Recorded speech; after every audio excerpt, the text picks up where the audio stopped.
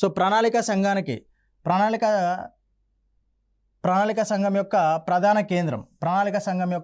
కేంద్రం ఎక్కడ ఉంటుంది అంటే ఢిల్లీలో ఉంటుంది. సో దాన్ని యోజన భవన అని చెప్పేసి పిలుస్తారు, యోజన్ భవన్. సో దానికి అధ్యక్షుడిగా ప్రధానమంత్రి ఉంటాడు.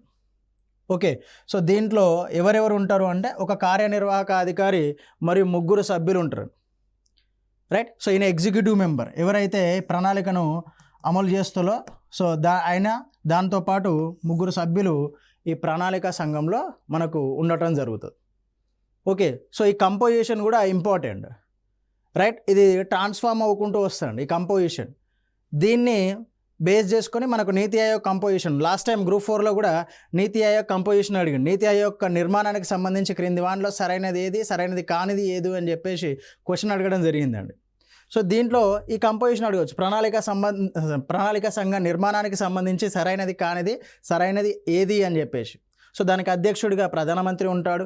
సో దాంట్లో ఒక వాస్తవ కార్యనిర్వాహక అధికారి లేదా ఇద్దరు సభ్యులు ఉంటారు. ఇలాంటి నెంబర్స్ అయినా తప్పుగా ఇవ్వడానికి అవకాశం ఉంటుంది ఇక్కడ నుంచి. ఇది మిస్ అవుతుంది, March 3rd, March 4th.